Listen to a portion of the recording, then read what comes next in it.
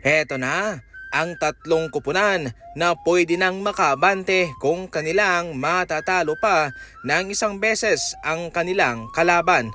Una, ang OKC Thunder 3-0 laban sa Suns, Lakers naman 3-0 laban sa Rockets at ang Minnesota 3-1 laban sa Denver Nuggets. Importante para sa kanila na matapos ng series na ito para sila ay magkaroon ng mataas-taas na pahinga. Kailangan nila yan para maghilom ang kanilang katawan para mayroong kalakasan pag sumabak naman sa second round ng playoff. Ang OKC Thunder walang duda malakas sila. Ang Lakers naman dahil sa kanilang pambihirang leadership kay LeBron at tulong galing kay Kennard at kay Marcus Smart ay nagawa nilang magdomina.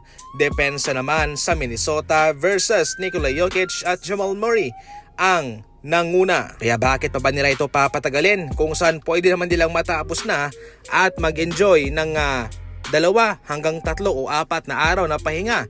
Depende kung matatagalan ang kanilang kalaban o kung makaabot pa sa Game 7. Sa kabilang banda, wala rin pong kasagutan itong si Nikola Jokic laban sa kanyang katunggali na si Rudy Gobert. Hindi nga po maganda ang kanyang shooting. Ito po mga idol, sa Game 2, Game 3, Game 4, yan po ang kanyang shooting mga idol.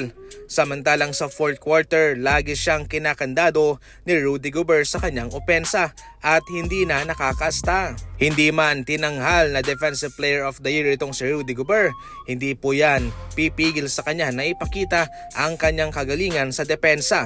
Yan po ang rason kung bakit siya napili bilang Defensive Player of the Year noon. Kahit na mayroong multiple MVP itong si Nikola Jokic, ay nagagawa pa rin naman niya itong mapigilan at ma-shutdown.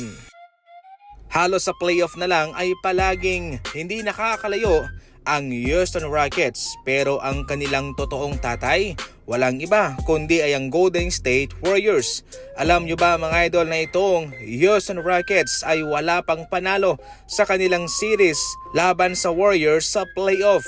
Dominante rin po ang Golden State Warriors na mayroong 20 wins and 10 losses laban sa kanila at mayroong 5-0 sa series. Panalo nga rin po ang Golden State Warriors sa kanilang huling match-up sa first round ng 2025 NBA playoff. Sa ngayon, despite na meron silang Kevin Durant, ay nagdedelikado ba ang kanilang kupunan na malaglag sapagkat isang panalo na nga rin po ang kinakailangan nitong Los Angeles Lakers sa kanilang tapatan.